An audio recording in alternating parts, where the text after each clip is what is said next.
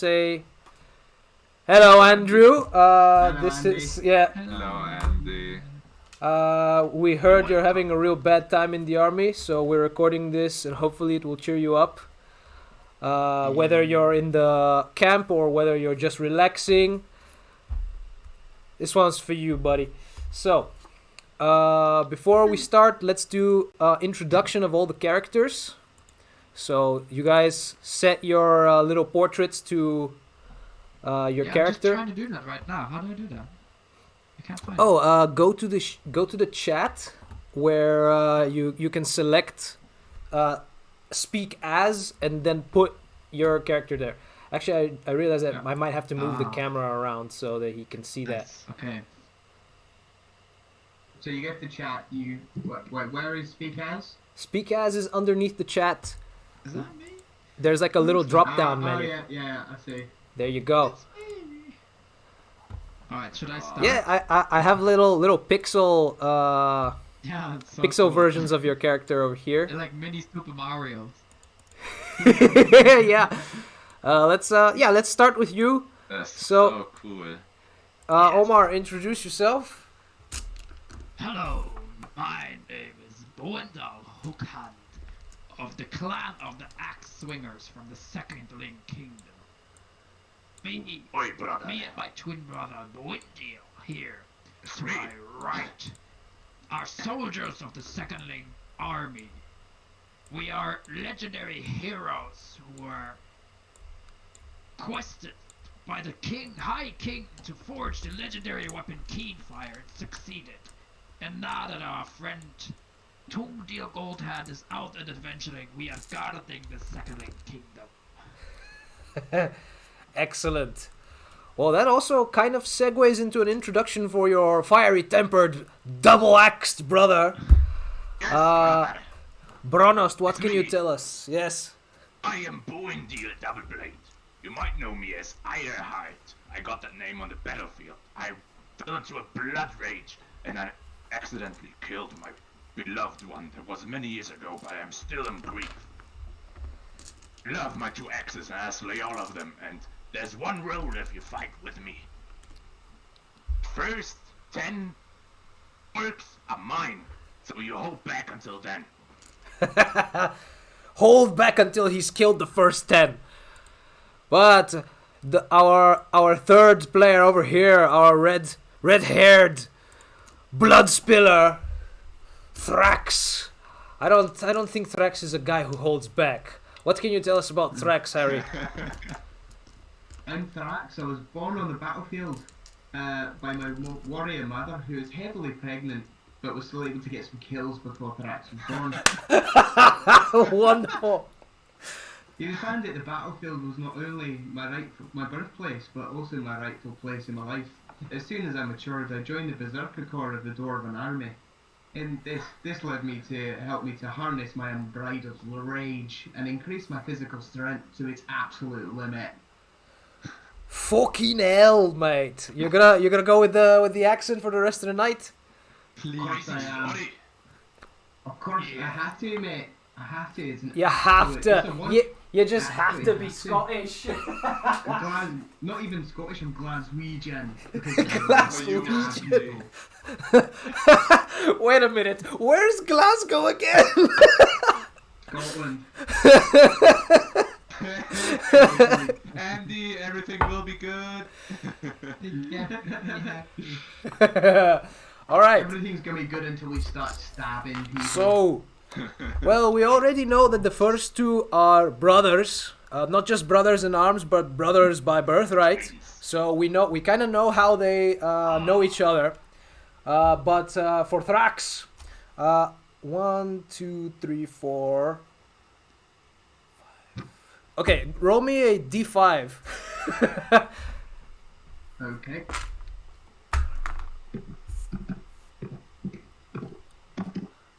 That's our first roll of the night, and it's a 1. Okay, well, Classic rolling. so plan. you three Right there. you three are friends. Okay, you're cousins. You know each other already. But long ago, you Thrax, you had an argument with one of the brothers. I'm gonna let you choose who it was. Tell me, what was that argument about? That argument, I'm ashamed to say about it, that was over a cup of mead. Some stupid in the bar, it was in the tavern. We were just arguing because I think he picked up my pint, but clearly not, and we got into a little bit of a... It was a little bit of a scrap. It was good fun. I can tell he's a good fighter. So, it's an argument, not a big argument, but it's now behind you, and that is a little bit to get the RP going. So I want Bronos to also roll me a d5. Bronos. Yes. Name is Boindil. Boindil.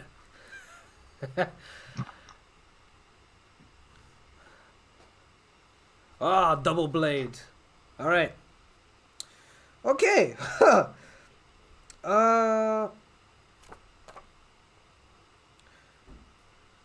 I guess that doesn't really work so good, but you've heard you've heard good things about X character, so basically choose one of the other players. You've heard good things about him or great things about him.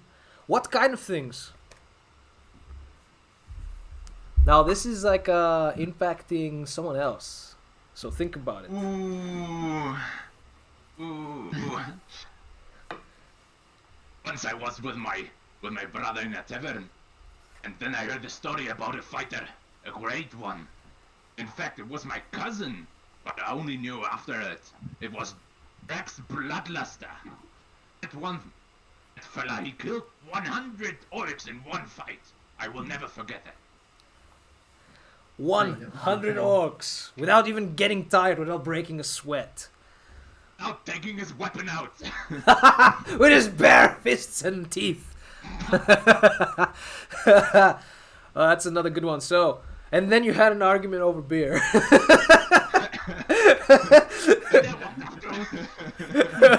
Fight celebrations. I was there. I was trying to hold back my brother, but I couldn't. His strength overpowered me and his inner furnace burned too high.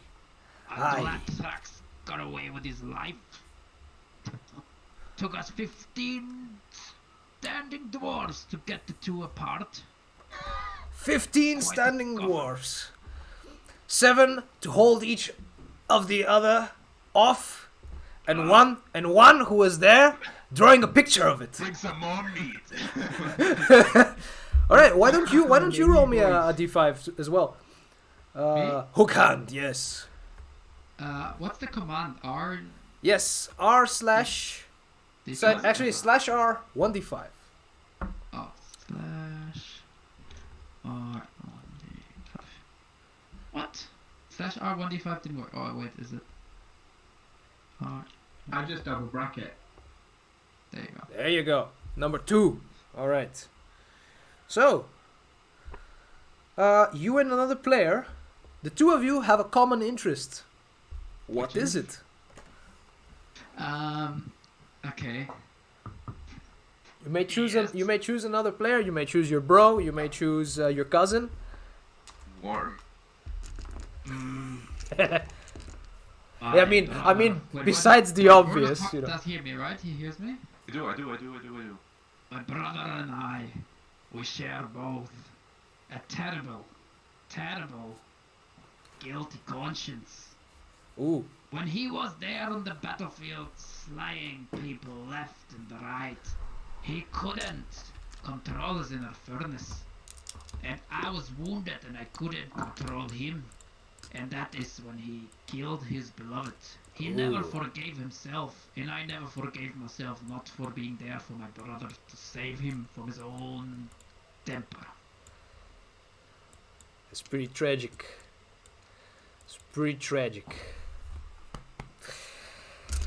But let's hope that this time it will be different.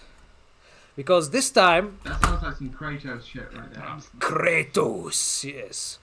This time you are embarking on a journey. And I'm gonna move the cameras down again so that more of the map is visible.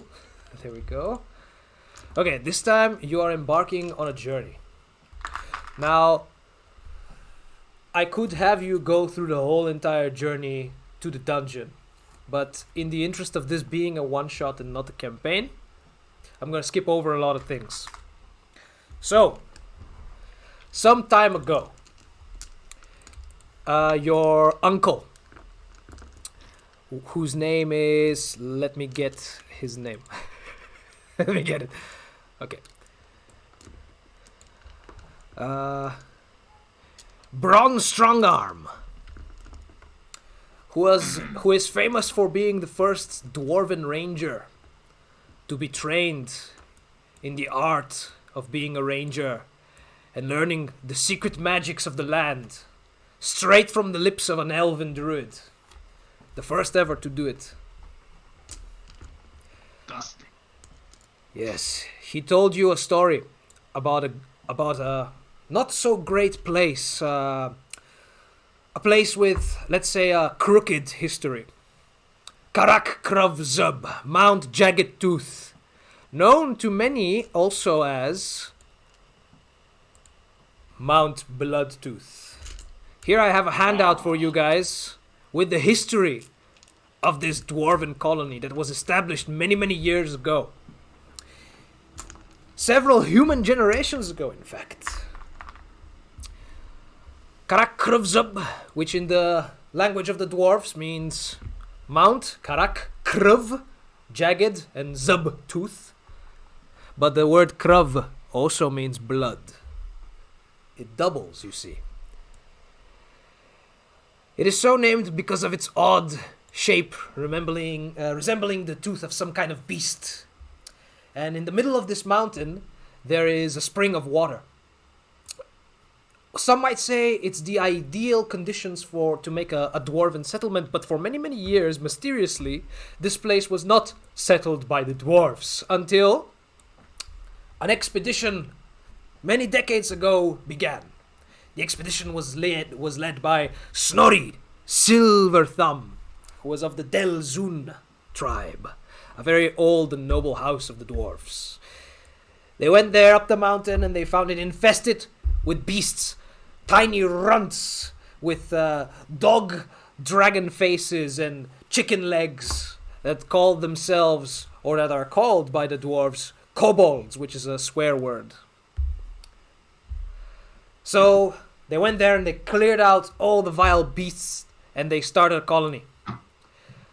Their goal was to make it a stronghold for the dwarven people, but some years after they began construction of the dwarven stronghold, they had some trouble. You see, they found silver, which was great.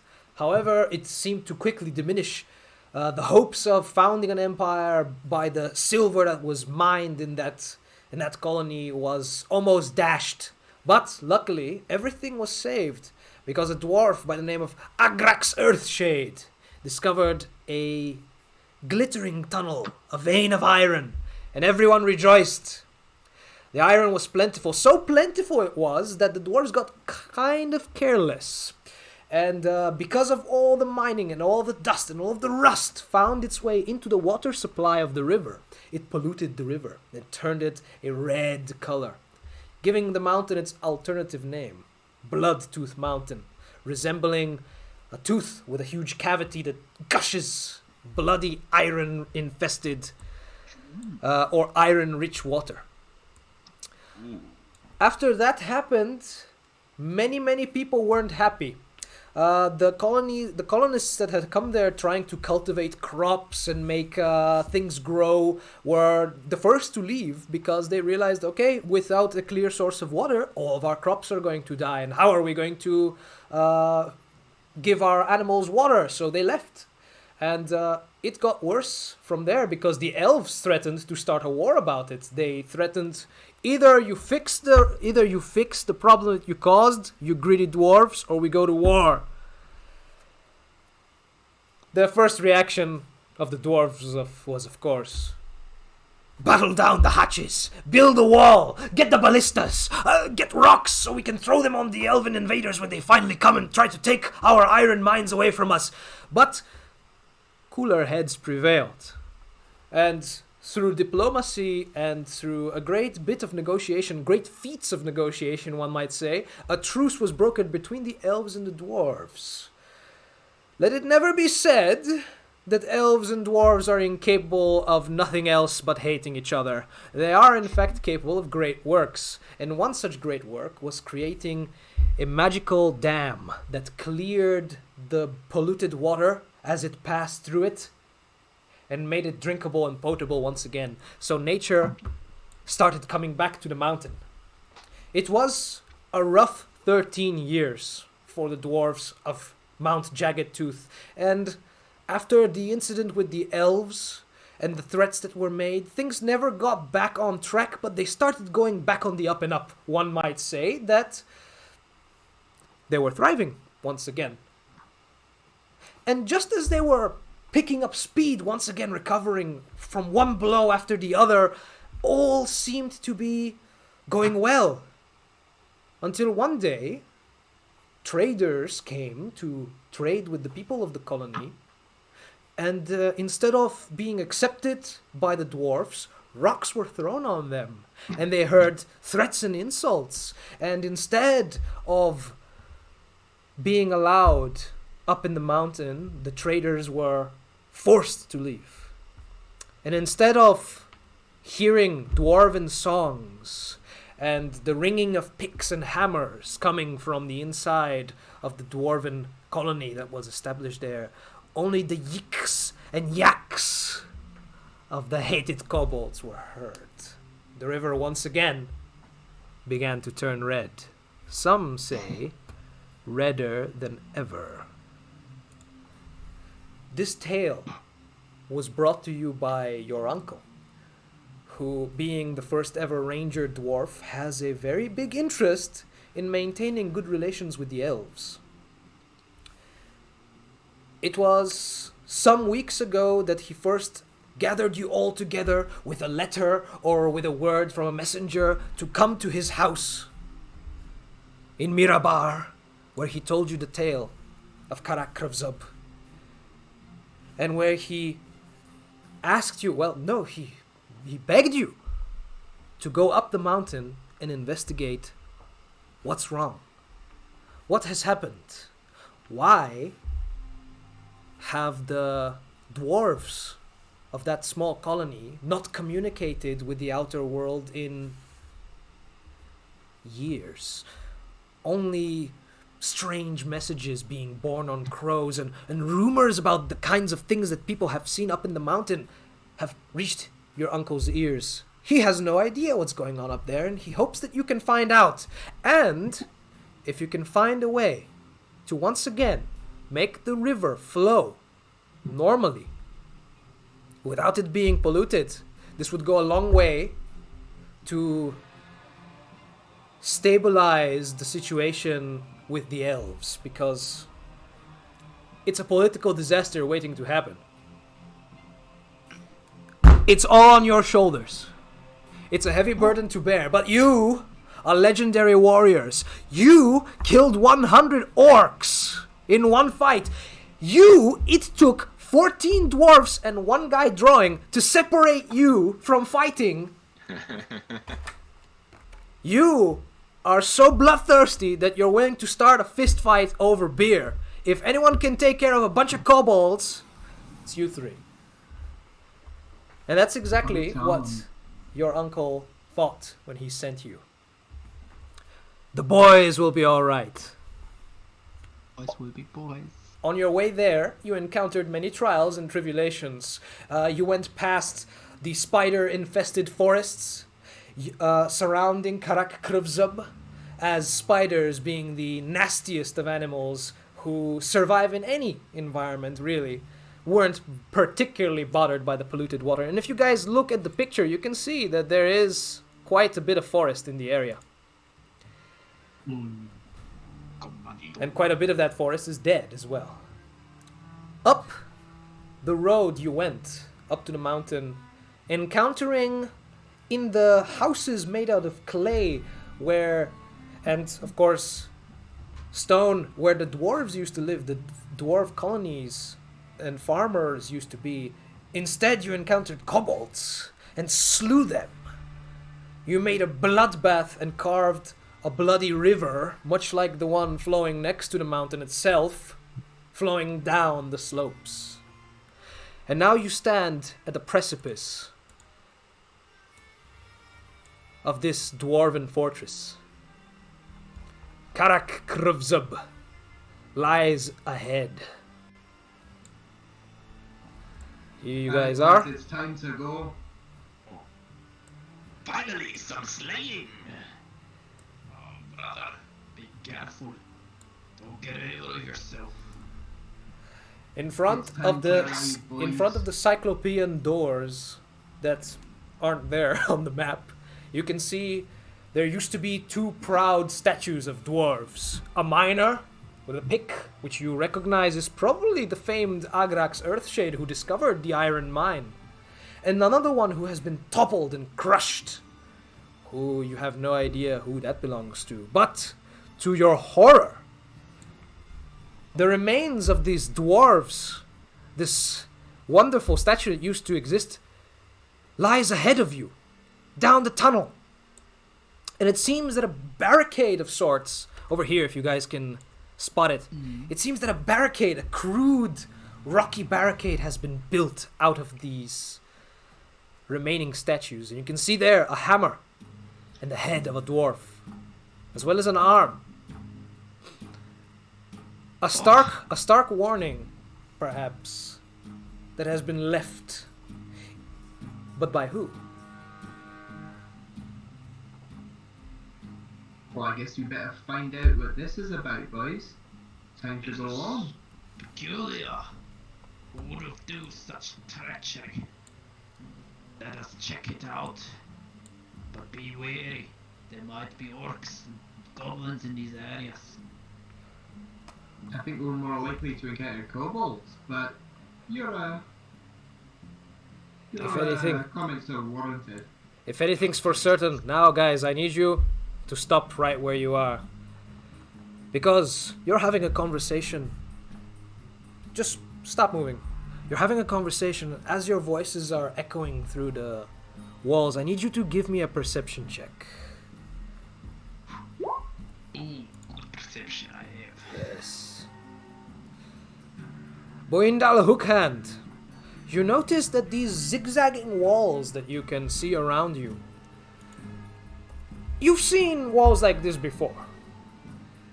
Usually they're fortifications that dwarves install with arrow slits.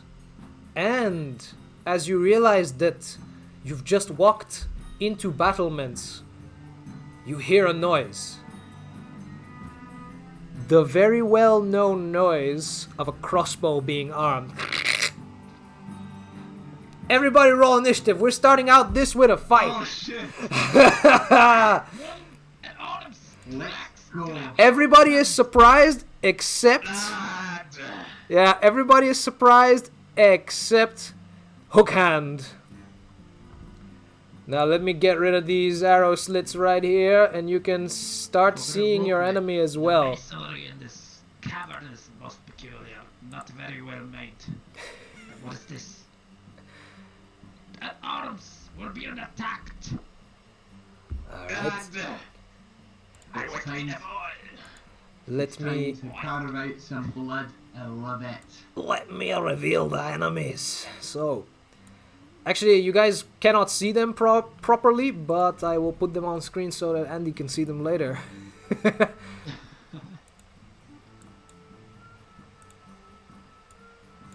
And want to token layer. And these guys as well.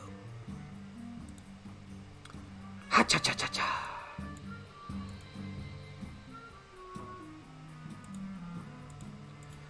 Did I reveal too much? Maybe I did. I don't see We much. can't. Revealed. That's To be honest. half of a kobold with a. You see half of a kobold, and that's exactly what you're supposed to be seeing. So let me roll initiative for these boyos, and then we get started, okay? Yes, So- sir. I just realized I don't have my initiative roller. I had a special tool that rolls initiative. Oh my god! And the initiative from old players is still on this track. I haven't run this one shot for other people, but I have ran a similar one shot. Well, not a similar one shot. I've ran a one shot on this table before. Let's see here. I am. There we go. In bar, NPC in E, and then I can start rolling. Hopefully. There we go. The first initiative has been rolled. 1. Come on. There's more. By the way, are you guys experiencing lag or is that just me? No, Not really. It must be because I'm recording. there's not much happening. And there is also another thing that is supposed to have initiative. But Damn, there's loads of them. there is loads of them. Indeed. I'm gonna roll this one off screen. Bloody kobolds! We're being attacked. Alright, so in descending order, you get assaulted by arrows as these kobolds have laid an ambush that only dwarves really may have come up with. They are using dwarven tactics against dwarves. I mean, these battlements, they're just perfect for this kind of thing. So, I'm opening the kobold. And They must have heard us coming. they did hear you coming, yes. So, the first kobold fires a light crossbow bolt. You guys recognize the sound of it. As the arrow whizzes through the air, it's going to fire it at our friend Thrax. Bring it on. Thrax, what is your AC? 17. So, you, in the last minute, warned by Boindil or Boindal, I don't know which one it is, warned by Hookhand, you duck as a crossbow bolt whizzes right past your mohawk, your majestic mohawk. Well, I always thought I needed a little haircut, but I didn't expect it like this. The second kobold cannot quite get a shot, but the third one is going to shoot one right at the aforementioned Hookhand. Hookhand, the arrow bounces off of your heavy armor. Ching! The thing really has paid for itself over the years. However, this is not the They least. ain't got nothing on us. This is not even the least of your troubles, as you hear a mechanism activate behind you. Your first instinct is to dodge out of the way. As you can see, a giant, well, not so giant, but as you can see, an unfolding, whirling blade pop from behind you, from a hidden compartment under the bricks. Oh, This thanks. thing is going to move on its own initiative, and it can move 5 feet per turn. So it moves over here. As the whirling blades get closer and closer, you have no idea which way it's going to turn. On your turn, whoever's turn is next, I'm gonna make you guys roll perception to see which way it's going. The next crossbow kobold can't quite get a shot either. Boindil Doubleblade, it's your turn. Yes. It's me. As the battle unfolds around you, what do you do? How thin are the walls? The walls are thick as dwarven stone would allow. The arrow slits are tiny, which is annoying. You cannot even see your enemy. You can barely see your enemy, but a well-placed arrow of your own or a thrown axe or something could get through to them. Has to be a way inside. Up ahead, actually, speaking of perception, roll me one. Up ahead, you hear noise. Vic, just so you know, when we move our characters now, what you have blacked out for us, it moves around. That's fine. No? Okay. It's basically, it represents you guys being able to see through the arrow slits just barely. Yeah. Yeah. The fog of war, my brother. Yes. you see that up ahead on the barricade are 2 more kobolds. And they seem to be completely content with letting the crossbow kobolds and the trap do all of the work. Climbing up there is going to be tough, but you're a tough dwarf. What do you do? I will climb up there. Alright, give me an athletics check and I'm sure that you can ace this. There you go, you climb up there like a pro. Dwarves, you see, were made for climbing. You see... Hey, I've been waiting for this for days. You see an old rickety ladder and you fucking ignore that shit. You just climb right up the rocks, up the face of the ancestor whose statue the kobolds have defiled, and you get right up to the cowards. What do you do to them? I can't see the cowards, but You can't see the cowards. Okay, let me reveal them to you. GM overlay, dynamic lighting, and you should be able to see them now.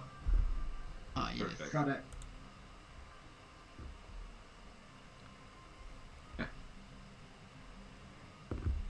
You're going to be my first opponent. I'm gonna slay you. Hit. And bats. Oink, oink. Oh! Oink, oink, oink. These tools are mine. Well, you swing with your right hand, but it seems that the kobold is way too nimble for you. You swing with your left hand, and the thing raises a rickety old shield, and your axe bounces off of it. You expected this to be easy. You've cut through hundreds of kobolds climbing up to here. You've felled orcs. You've slain the lizard folk of the evil marshes. There's nothing that has been able to resist your axe up until now. This damn kobold just got lucky. Boindil double blade. Since I missed both attacks, Yes? Rage has been unfolded. What is this? What the fuck is this shit? that's the end of my turn. That's the end of your turn as the ire in your heart burns with anger. I'm gonna put a little muscle-bound man here next to you to remind us that you have rage enabled. Now, for the rest of you, more kobolds hiding behind the cowardly barricade and arrow slits. This one is gonna take a shot at Thrax because he's the only person that he can possibly take a shot at from this angle. Thrax, these kobolds are foul marksmen. They're really bad at their job. Obviously, you should never let a kobold with their chicken hands operate a proper dwarven crossbow. Of course they were going to fail. They were bound to fail. The last one is also going to loose an arrow at you, my friend. And it is another miss. No big surprise. Thrax, how do you respond to these arrows being flung at you? Ha! You boys can't shoot for shit. Let me show you how to use a ranged weapon. And I throw a hand axe at, from my position, it's going to be top right, the one I can see. So this boy right here, Yeah. throw an axe at him. It's a tough shot because he's standing behind an arrow slit. His AC is increased astronomically, but if you can make that shot, it'll be worth it. So then it's just a, let's see, 1d20 plus 4. Alright. Have you got a throwing axe in your inventory? I've got 4 of them. Ho ho ho ho! Why are you typing it in? Can't you just click on the sheet? I don't think so. Hold on. Actually, no, let me try. Thrax, let's look at your sheet. You got a hand axe. You got 2 hand axes. Okay, let's do that then. Yeah, there we go. I mean, you got 4 of these. Yeah. You got 4 of these, baby. Oh yeah, that's a wonderful, masterfully thrown axe. Thrax, Right in the guts. Thrax, when you were a youngling in the dwarven army, before you had earned the right to grow out your beard into the majestic 3 braids that you now have it in, you were an excellent axe thrower. In fact, axe throwing was your favorite hobby. It's like darts at the bar, but with bigger darts. You turn menacingly. You turn menacingly towards the kobold. Your braided beard flicking around, revealing the spikes that it has suspended on it, and you throw the axe right through the hole and into the skull of the waiting kobold. It dies instantly with a yip in a scream. It topples to the floor. You hear that its pathetic scream of terror is echoed by several kobolds. In fact, there are 1, 2, 3 left in that room. Because you hear them all go, ah! Now that, boys, is how you throw a ranged weapon. I'm going to do it again. So I'm going to move up to here, and I'm going to throw another one at top left. Top left. Not the one that... this boy right here. Next to. Yeah, that guy. And I'll do it again. Catch! Do it again. Come on. Show me what you've got. Oh, brilliant. The axe hurtles through the air, spinning almost out of control, but precisely turns into the arrow slit and into the chest of the waiting kobold. It too howls in pain and instantly is killed. You can hear 1, 2 more kobolds yell in terror coming from that room. So you know that this one has 3 more in it, and this one has 2 more in it. Thrax, that was an excellent turn. How would you like to spend... What? I'd like to use my bonus action to rage. Well, you... Alright, you rage. I'm just saying... You know, you're probably... I just read it. You probably don't... Only one turn. Yeah, I'm just saying you probably don't need to rage because, you know, it's like it's an easy fight. But okay, fine, then fuck it. Alright. Okay, I do nothing. I wait and I just move away. I'm just gonna rage, right? You're not angry. You're no, but I'm bloodlusting. Had a reason I missed 2 attacks. yes. I'm just gonna move there so I can get a better angle to see if I can see any more of them. Yeah, go ahead. That's it. That's my turn. Also, give me that perception check that I said you guys were gonna roll before, because I should have given you that. Okay, I'll do that. Yes. Perception. Now, as a barbarian, you have something called a trap sense or a danger sense, which allows you to better protect yourself from traps and stuff that you can see incoming. What you can see is that there's a furrow in the floor that directs exactly where the trap is going to go. And you can see that around you, the furrow looks like this. Yeah. So it's going to go right through Boendal Hookhand unless he moves. which it will. It's your choice to tell him that or not. I tell him, move out the way. You're about to get hit by the swingy swords. Oi. Boendal Hookhand, Cousin. you've just been informed of the trajectory of the deadly trap. What do you do? First I go, great throws, cousin. Make sure you don't retrieve those hand axes. You might Of need course. them later. Of course I'm going to. That's for my I'm coming for you, babies. brother. I'll be fighting Disgusting. by They're your not getting side. back. And I want to get up here as well. I am going to May I turn roll up. athletics? I'm gonna turn up your voice a little bit, Omar, because I can Oh, almost. maybe it's... I'm speaking quite loud, I think. I'm just gonna turn you up. I have to make sure that you are audible in the audio You're layout. not. All right, turned you up. Yes, you may climb up there. Give me an athletics check. You also notice. Oh, great, brilliant. You can get up there, no problem. Iron Man style. You guys were made for this. You can see as you join your raging brother upstairs that there's 2 slippery kobolds, and these runts are wearing iron armor. Iron arm. Something that offends you to the core is the fact that they also wear dwarven tunicas. You plundered my ancestors and now you will all die. And I give him a 2-handed crow's beak with a flat side against the chest. Whammo! Give me that attack. Good. Your hammer smashes through the armor of the kobold, sundering it. You hear a ka-clunk sound like a hammer hitting a kitchen, and the kobold is thrown 5 feet behind where it falls to its death, its chest caved in. I will use the momentum of that attack to turn around and swing with the spiky side of my hammer into the chest of the other one. Let him have it. Let him have it.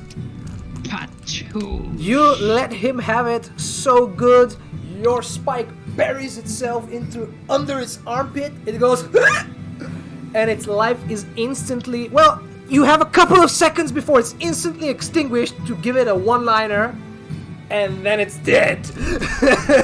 Is this what the dwarves do? This is what the dwarves do, you say to the runt, and then you kick it off the hill and it tumbles down. Are you alright, brother? Let's find the rest of the pack. I've never been better. There is one last crossbow wielding runt that is about to fire an arrow at Thrax. Let's see if their ranged firing has improved after Thrax's weapons training or demonstration. It seems that this particular runt has taken your lesson about accuracy to heart, as you hear the arrow from the dwarven crossbow loosen, that familiar sound, and then the familiar feeling of pain as a bolt strikes you in the side of the arm, of your left arm. You take 2 piercing damage from a dwarven crossbow bolt. And you can see... I see you've learned well, you cheeky bastards. Now, it's a shame that all that hard work and training is now going to end. It is going to end, but is it going to end soon or is it going to end later? Let's find out. There's more crossbows that are about to be fired. One of them is about to be fired at Boindel Doubleblade. Ignite.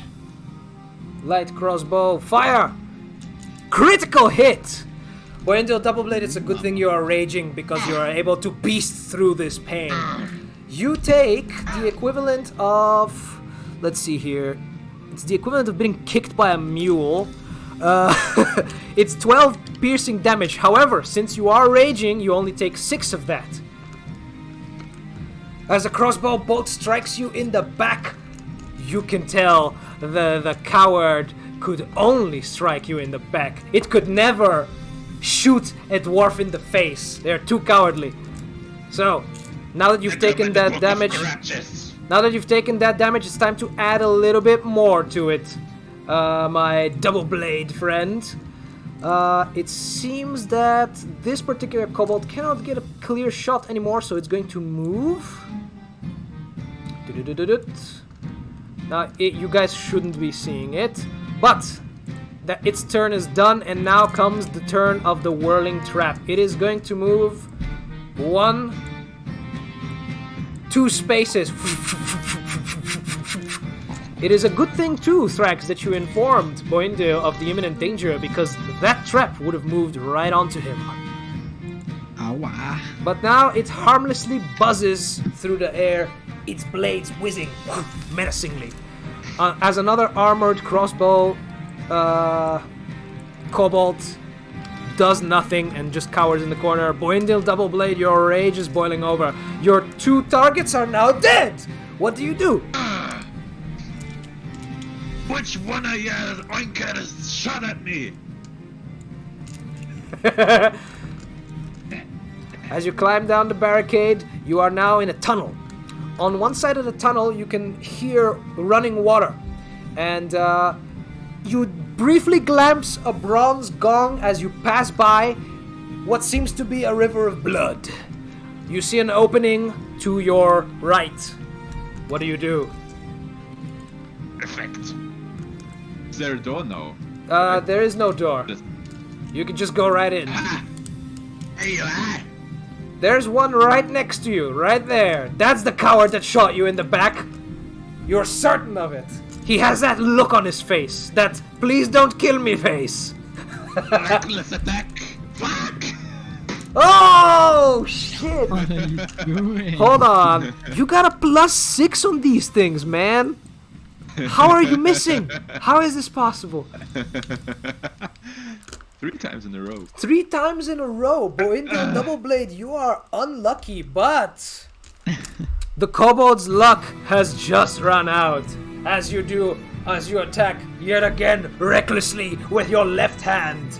The right hand, you see, was just a distraction. You wanted to get the kobold's attention as you buried the left hand axe right into its neck and end its pathetic life.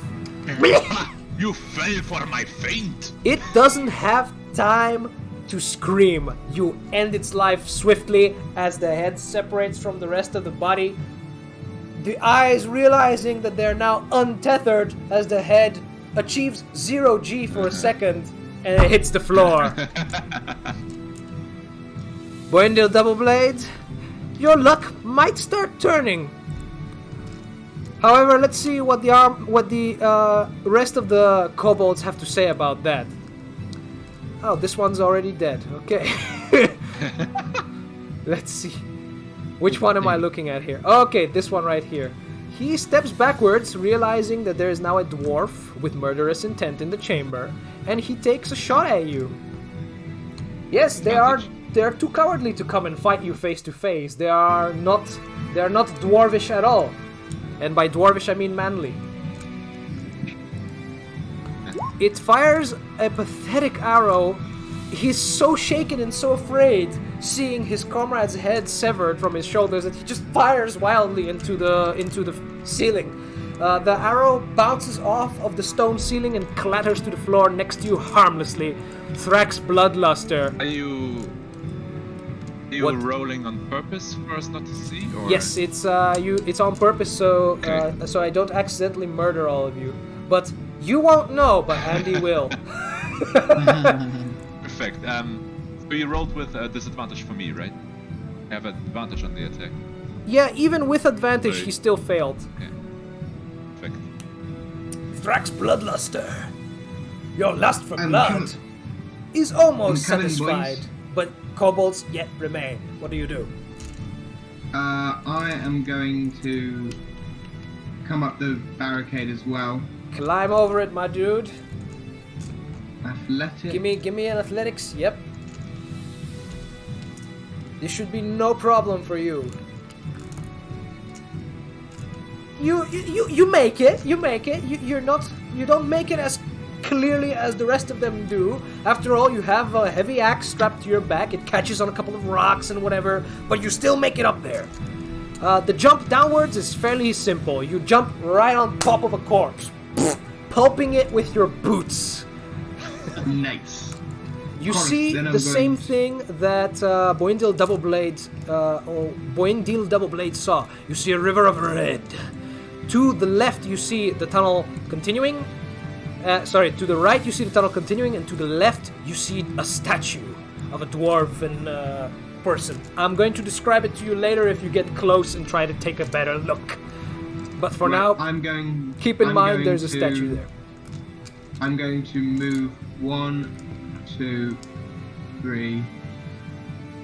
Okay, basically, I'm going to try and move so that I can see these dwarves right here. Sorry, these. How much kobolds right here. how much did you already move? Where did you start? I started. I think I started Underneath, above the there. blade. I Yeah, started you got- there. You don't have There's much one- movement. You don't have much movement left. One, Climbing two. that barricade takes 10 points of movement. So Okay. as soon as you jump on the other side, you're pretty much spent. So Okay, you're cool. on top Okay, of then I'll you're on just- top of the kobold's corpse, right Yeah. here. Okay. But for the rest Then- of your movement, you can use the dash action to get some more movement, but you won't be able to Yeah. attack. I'm gonna do that. I'm gonna go use the dash, so I have another 35 feet of movement. There you So go. 1, 2, 3, 4, 5, 6, 7. And now I've got 2 in my sights. Get ready to die, you filthy bastards. All Get right. ready to die, you filthy bastards. Get ready! Boindal Hookhand. It seems that your party of dwarves has this well in hand. Hookhand, What do you do? First I shout over, brother, isn't there much work over there? Or do I go help Thrax? Your brother What I seems... told ya! First then of mine! Thrax it is then. And I jump down boop, and walk over into the chamber. Alright, jumping doesn't cost you any movement, but walking does, so keep that in mind. Just climbing up is the one that costs.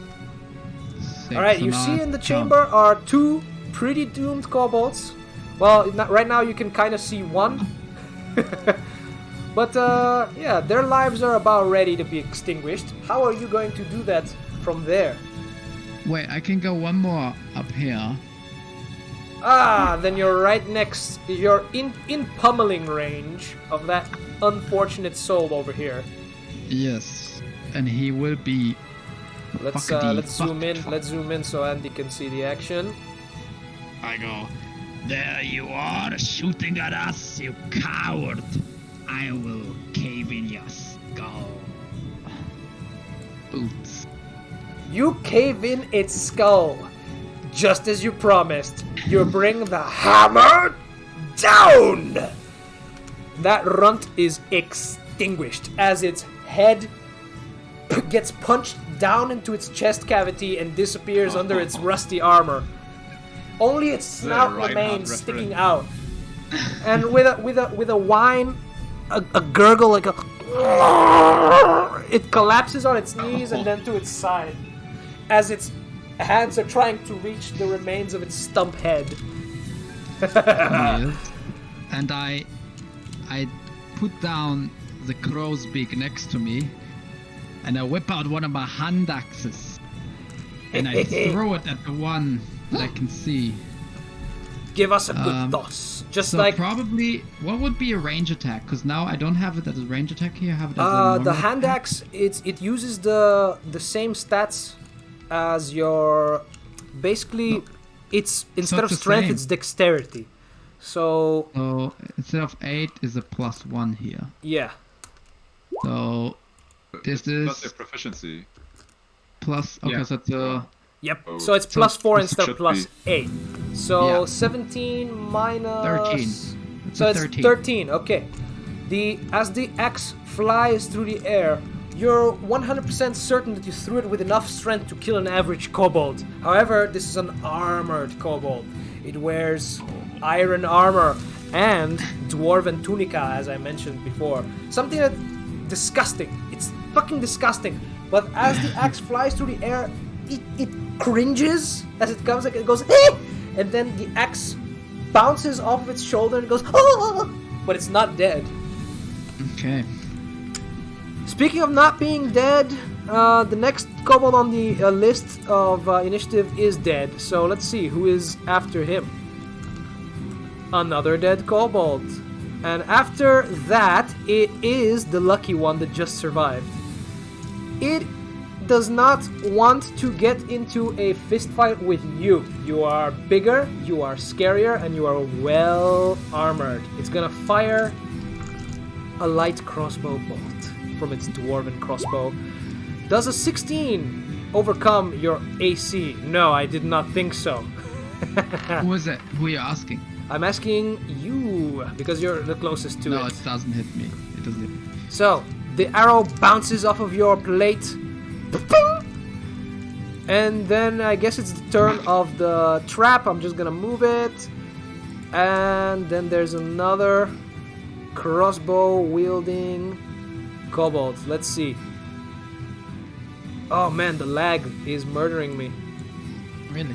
Yeah, it's killer lag. Okay, so the Like the rest. armored crossbow One of my kobold rules. is going to fire a crossbow bolt at Double Blade. As it shouts in its koboldish language. Does any of you speak koboldish? I don't think so. No. But you can swear to the dwarven gods. By Vrakas, that thing is probably saying, "Don't come any closer. I'll shoot," and then it shoots. Boindil Double Blade. What do you do? They do a jumping attack. I just want to sprint at the first one and slash him to pieces. You want to do a jumping attack? Just for the lulz. For the lulz, okay, that's a reckless attack. A jumping attack course. counts as a reckless attack. Woo, boy, that's Another dead. one. That's a dead kobold. You jump in the air, you slash its left arm off of its body, and you even slash the fucking crossbow in half. And then the kobold doesn't realize that he's dead. He pulls the trigger on his crossbow and then realizes, oh fuck, this crossbow is not connected to anything. Hold on, where's my other arm? Ah, there's a fountain of blood, and then it faints.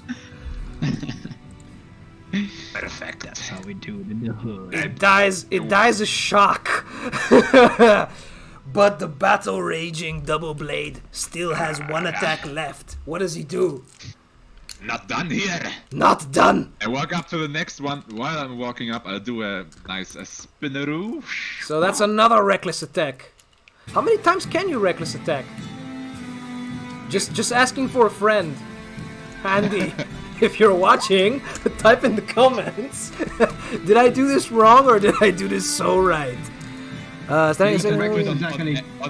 every attack I... When you make your first attack on your turn, you First attack on decide your to turn. attack. Okay. So this is not a reckless one, it's just a normal attack. Alright. Give us... Oh, yeah! You give it pain. You give it anguish. You give it everything you got. As you jump off the first one and you turn towards the second one and go, you're next! You pirouette around, you slash out, and you sever its lower jaw. You hew it apart. As its lower jaw gets... all the teeth get knocked out. Its head gets turned so violently that its neck snaps and it collapses on the floor in a heap. Thrax Bloodluster. It's time for you to turn this last kobold into a heap of gore. How? You just tried to shoot my cousin. That's gonna be a very bad move from you, and I'm gonna make you pay for it. And so what I'm gonna do is I'm gonna sprint all the way up to this little bitch, and Bitch slap him to death. I'm going to reckless attack With what? with my great axe. So as you run towards it, you get your great axe, hold it up above, you jump up in the air, slash across. Give us a hit. Come on, do it. I believe in you. Do it. Yeah, that is a hit. That is a hit. All right, so you chop diagonally through the kobold. You literally hew from this part of his upper shoulder. Omar, I don't know what that's called. You're the medic. Clavicle. You rip through its clavicle, down through its chest. You break every rib with a satisfying pop. You fucking love it when it does that. It's like popping bubble wrap, and then it stops by its fucking what is it called? It's this bone right here. Pelvis. It's pelvis, and there is where your axe encounters some resistance. So you kind of go, and you hew through that. The kobold separates in two halves, one of which falls diagonally like this, and the other one like that. And You've for just good made measure, pastrami out of that kobold. and just for good measure, I'd go up to its head and I just curb stomp it as hard as I can, just to Hell. squish it out. Fucking yes. Now, I dwarves, told you that was a bad move, little one. do Cousin, you can feel pick up that strong? hand axe for me? Do you feel powerful? You should, because this fight is over. Much to the chagrin of Double Blade, who's still enraged, and you can see his growling coming from the other room. What do you guys do? I guess go and get my Initiative's hand over. axes back. We can stop the battle music now. Thank you, Yes. Omar, very much for providing. I will. I'm gonna pick up my hand axes that I'm I gonna threw. give you 100 XP. Bastards! I told ya, this ones were mine. But I'll put some not battle music, right? In the Just back, put no? put the Mines of Moria. There's like a 1 hour Mines of Moria ambient I will. thing. Perfect. Now, while he's at it, while he's finding the music for us, I want you guys to describe your blood-soaked characters, how they look. Do it for Andy, not for me. Good for the I know how they look. I drew them. Okay, my one is just coated. Like, there is not a single piece of armor that does not look entirely red. I mean, I literally got, when I killed that kobold with my axe, I literally just got the full The blood full spurt of spray. everything. You killed that covered. kobold in 4D. In 40. I am blood spattered. I'm like, my Yep. natural state. My natural state is one of total drenching of blood. I love it. The original axe body spray covers your body, but how does your character? But how does your character look? That's what I'm asking. It looks kind of serene. Like, it's just I mean, facial features, muscle. How tall is he? That kind of thing. He's 4'5". He is built like a brick shit house. He's jacked. Like, I'm talking like the most jacked I could possibly get. He's pretty much, he's got blue tattoos across all of his arms and his body, sort of like an old barbarian would, from Gaul or something, from the Roman Empire, and his bright red long mohawk just waving, and he just puts his fingers through his hair just to soak the blood into his hair, just because it's like his version of hair wax. And you've got a braided, Yikes. you've got a 3 braided beard, right?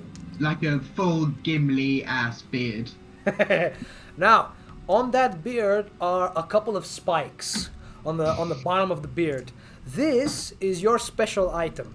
So, whenever you're disarmed, or whenever you find yourself out of combat for what reason, whenever you don't have proper weapons on you, when you need to resort to your fists, you get an extra beard attack. You can flick your beard at the enemy, and it's a dexterity attack, not your best. It's a weapon of last resort. You can flick your beard at the enemy and do this much damage. So 1d4. So put it on your sheet. It's called Beard Spikes. It's an unarmed attack. So you don't get to add profit. It's like a last resort thing. When you flick your beard, you can do damage. So that way, even if you're captured prisoner, you could probably get a couple of cuts in. So, Yeah. Hook Hand. Why don't you describe your character next? Same stuff. Hookhand has braided hair and a braided beard of brown color and brown eyes. My face is battle hardened with many scars. My armor is full plate, strong, battle hardened plate mail, and with dwarven runes built in, telling tales of previous victories and praising with other runes to Vrakas, our Lord and Savior. In my hand I wear a gigantic crow's beak, basically almost as tall as myself, with a flat side and a huge spike at the back and another huge spike on top of it. And on my sides you can see like a nice little dagger and 2 hand axes. I pick up the other one that I just threw and put it back on my back. And my plate armor is kind of in style, going together with Boindil, so they're like more or less matching, but he's obviously not wearing plate, but like the runes are the same, describing our battle victories and our tales of forging keen fire to save all of the kingdom. Oh, by the way, just Hey. one thing. When you throw a hand axe, you can use your strength modifier rather than a dex. I've just looked it up. So you can use your full strength modifier to Oh, throw that's a hand awesome. axe. Oh wow, they're gonna die. I go and get so fuck.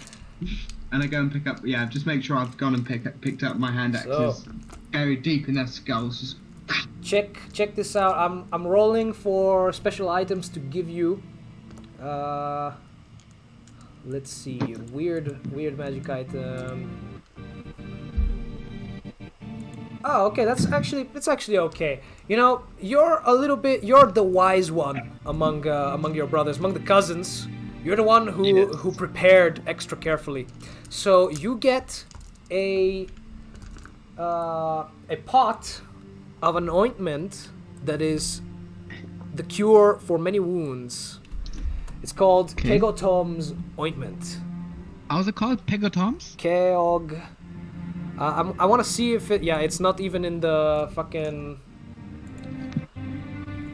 It apparently is not in the. What's it called?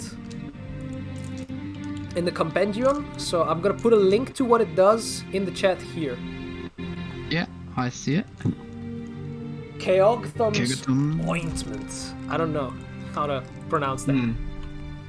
K-Toms. Yes, nothing comes up if I put it in the thing. No, it sounds Irish, so it's K-Toms. I'm gonna create a handout for it real Oh shit, fast. that's actually really useful. It is really useful, especially since you guys don't have a healer. And contains 1d4 plus 1 doses, so I'm gonna roll real quick how many doses I have. Yes, please. 2d8 plus 2 hit points. What did you just roll? 5 doses. Excelente. Maximum doses. It's full. So, if one thing is for sure, is that you guys are not in any I'm the danger. healer now. You're in Yes. good hands. For certain. Let us fight the dragon. I go pee, but I can still hear you guys. Alright, 'Cause I have I'm finishing the Wi-Fi. handout here, and I'm gonna put it in nobody's journal. I'm just gonna show it to you guys. Do I have a handout for it? I believe I do. I mean, not a handout, but a picture. Actually, since he's taking a bathroom break, let's all of us take a bathroom break. And you know what? I am going to cut the recording here. This is the 1 hour mark. And I'm gonna start up the recording again when we come back after our break. Cool. So, Andy, Alright. if I forget to turn it on, it's everyone's fault. We all forgot it. All right? Alright, cool. Now don't